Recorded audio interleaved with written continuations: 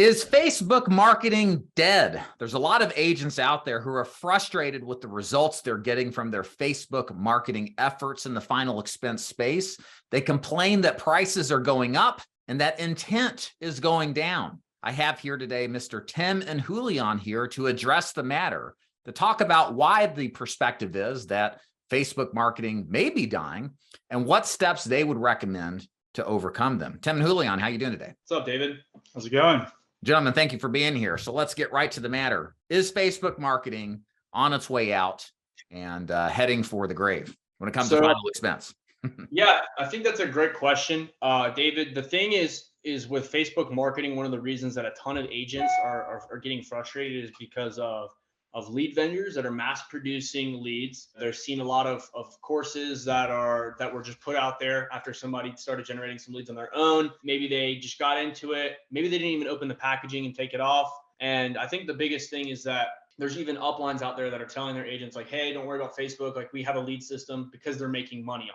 And so there's a couple of different narratives in the industry right now that are pushing towards Facebook marketing not being the way, and that I've even heard so much as bold statements as it's a thing of the past. But the truth is that there's billions of dollars of ad dollars that flow to Facebook, now known as Meta, on a regular basis. Fortune 500 companies, small business owners, people are making a fortune using Facebook. Our business has been built using Facebook, and we have built other people's businesses using Facebook. So no, the answer is it's not dead, but what is dead is the way that a lot of agents are approaching it. And it's about making sure that you have the right insight and the right formulas, strategies, and structures in place to get that type of lead flow that's high quality and not just a name and a number where a bait and switch type of situation. Let's dive into that a little deeper. I think part of this is there's more agents now than ever in final expense, and many of them are marketing on digital platforms like Facebook. So what once was easy and simple and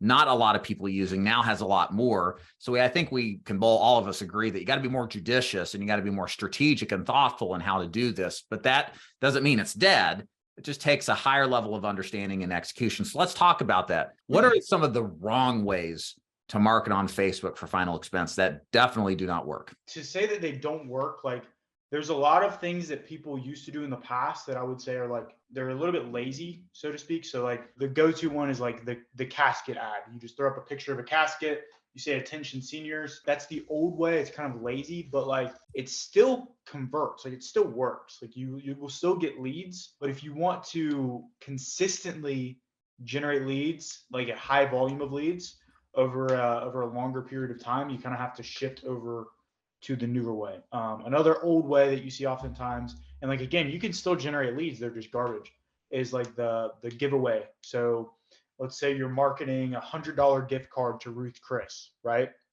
So you run this ad and you're like, fill out this form down below to win $100 gift card to Ruth Chris. Yeah, I mean, there's a lot of people that want the gift card, but there's nothing to do with life insurance. And so a lot of leads that people buy from vendors, like that's what you're buying oftentimes. I mean, like a lot of that stuff, like it's still, you can get leads, they're just trash. So like when people say Facebook is dead, unless you're just terrible at marketing and you just try to do it on your own and you have no idea what you're doing. Like if you buy a course and someone's teaching you how to generate leads, you're probably going to get some leads. But when people say it's dead, they're talking about like the intent of the leads. But that is a direct output of what you input into Facebook. So if you input garbage, you're going to output garbage, and that's who you're going to be talking to on the phone. No more caskets in your ads, people. Let me be clear. The casket ad is definitely still, like, it still works. You just have to be smarter and better about it. So instead of just like throwing up a picture of a casket, make it look a little bit more attractive. Have Mildred coming out of the casket. Maybe yeah, a little fun. Yeah, exactly. There you go.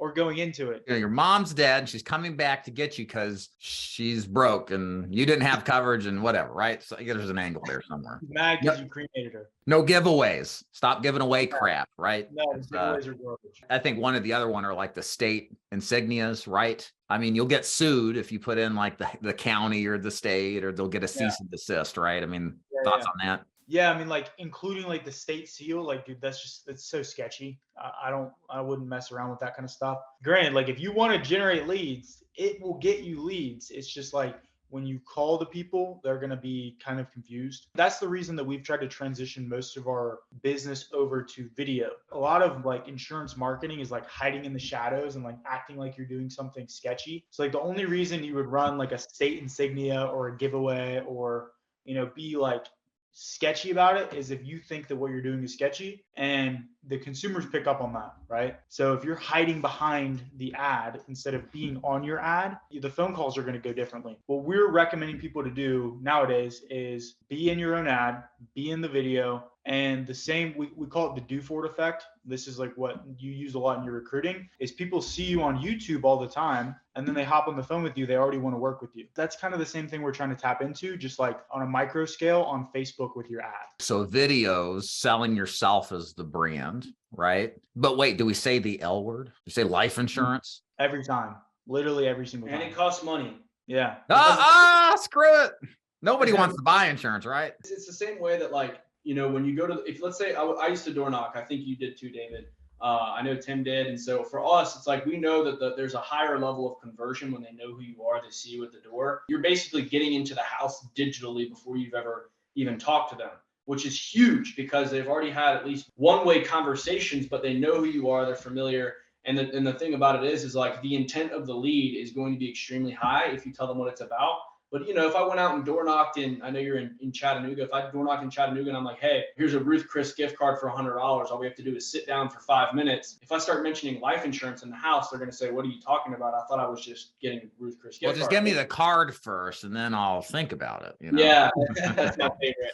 It's the same thing with marketing. You're just selling on scale and you're talking to a group of people instead of one person. So you have to make sure that your messaging stays consistent. That's where true intent comes from a lead. Agents that are using videos I've seen people literally get comments on their Facebook ads where they're like, hey, it was so great to meet Jason. He helped me so much, like, blah, blah, blah, blah, blah. Or like, they're like, hey, they answer the phone with, hey, Johnny, it was, I saw your video. Thank you so much for educating us, blah, blah, blah. Like, I have an agent who's like, he's running ads only like in Spanish. And so I'm still logged into his Facebook page. And like I swear every single day I'll be at the gym and I'll get like a Facebook notification and it'll be like, can you please respond to me or give me a phone number? But it's like in Spanish and I throw it into Google Translate. I'm like, what are they asking? But yeah, like like, they're begging this dude to do business with them. But that's the power of video. It's some really cool stuff. Now, I know it's not just about the ad, right? Because there are things integrated on the back end that you guys have been working on as well to help kind of warm up these leads,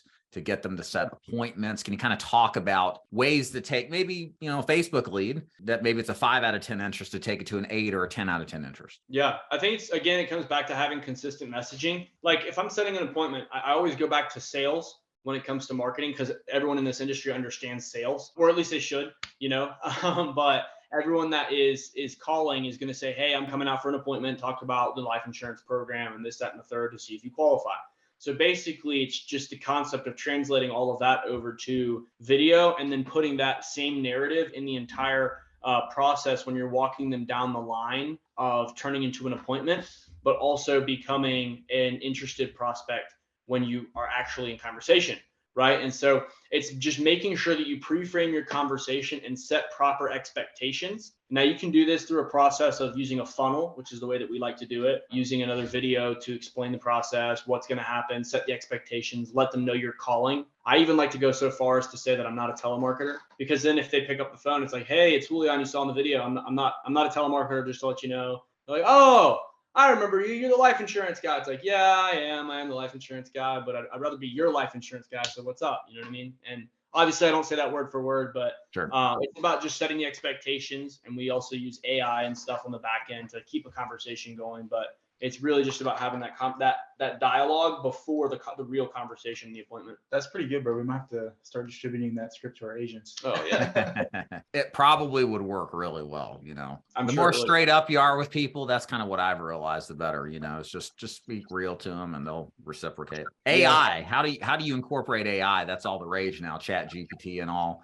What are you guys doing when you say you use AI in the background? As far as the CRM goes, and then I'll tell you guys about something pretty cool that we have coming out on the AI front. But with the CRM, basically like it's an AI appointment setter. So it can read what their response is. And based off if it's a positive or negative response, it will send them certain messages, right? So if it's a positive response, it goes down this flow.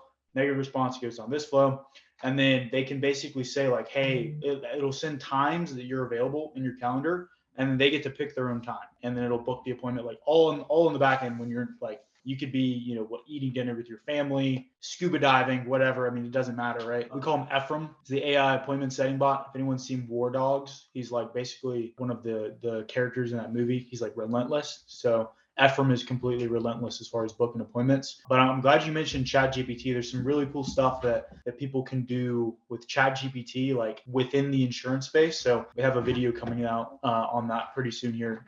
Within the next couple of weeks, I'd say. What other general advice would you give newer agents that are maybe starting, they're using some kind of digital leads or thinking about getting Facebook leads to some extent, or maybe working with you guys to self-generate? What are some best practices from a sales perspective you would recommend to get the most out of these leads so that you can sell more policies? Real quickly, before we kind of go on into the sales side, on the marketing side, because I know a lot of people that are watching this channel do like final expense, but I know some people do term as well.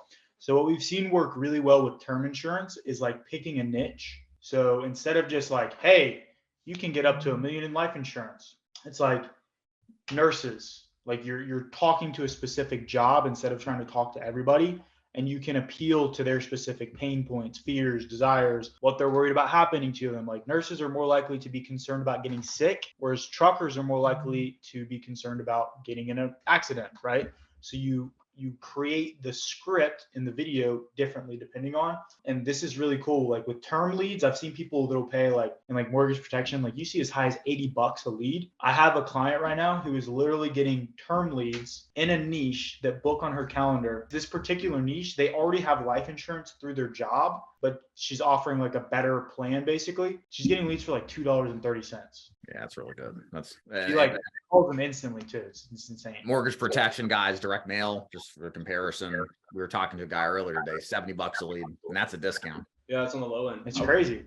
I would say for the sales side of things, if you're looking at like the biggest mistakes I see agents make is that they're afraid that they're bothering their prospects. And I want to shatter a disbelief here, because what I see most commonly is that people are like, well, I called my leads. Let me explain. If I get a lead that comes in, they're getting 9 phone calls from me in the first 12 hours. 9, not 1, not 2, not I call them twice and then I never call them again. You're not harassing them, because what most people think is like, well, I don't want to bother them. They requested information and they don't recognize your number because you never talked before. That's one thing that nobody ever thinks about. And so I think the biggest thing to recommend on the sales side is first, understand that establishing contact is one of the hardest parts of getting in touch with a lead. It doesn't matter. The hardest part. Direct mail. It doesn't matter if you're working with a phone book, like you're going through Yellow Pages or calling off of Google, or I don't care what you're doing. If you're calling somebody, it doesn't matter what the lead source is. I hear all the time, the people will say that their answer rate is lower with digital leads than with direct mail leads. And it makes me laugh, because you have to think about it from the prospect's perspective. If you call, let's say, David, I send you a direct mailer and then I send you a digital lead. If you call me from your number and I see that it's from Tennessee and I don't have it saved, I'm not going to be like, oh, I sent in that direct mailer 3 months ago. I definitely got to pick this up. It's David Duford. If I see the Facebook lead, if I know that I sent in a Facebook form, I'm not going to be like, oh, it's David Duford. Let me pick this up. I know that he lives in, you know what I'm saying? Nobody cares. They don't want to talk to telemarketers. And that's the one thing that everyone watching this needs to understand is like, it's not about where you get the information. It's about how you use it.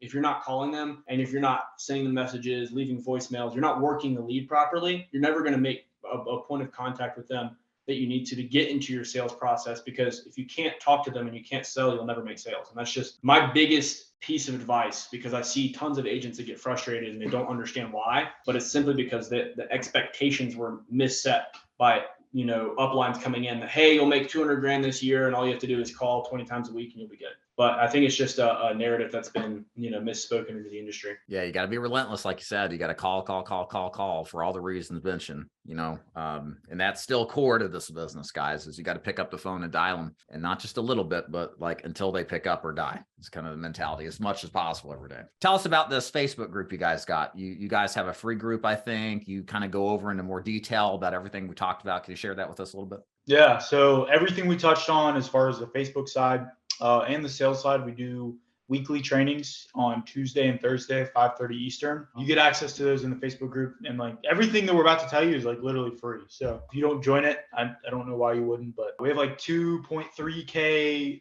members right now. And like, if you have any questions about like Facebook ads, sales, like anything, you just post a comment in there. And I've checked the stats. It's like one of the most engaged and active Facebook groups on the platform, like in insurance. So if you have a question, like there are 2,000 other insurance agents that either have had the same question or have the same question, and tons of them are looking to help you. No one's going to try to recruit you. Like if you're happy with FFL or you're happy with David Dufour, like we don't allow recruiting. So none of the like greasy pitch stuff. fests. Yeah, and like none of the like greasy stuff that you see in Facebook groups. It's a really good community, and you get access to like free mini courses that teach you Facebook, sales training, all of that. And there's also something really cool that we're doing that I'll let Julio touch on. Yeah, we're giving away a trip to Mexico, Puerto Vallarta, to be specific. It's like an all-inclusive trip that we're paying for one agent who, just it's a random agent, random drawing. We don't pick favorites, but basically, if you post your sales in the group, obviously you're competing with thousands of people. The group is growing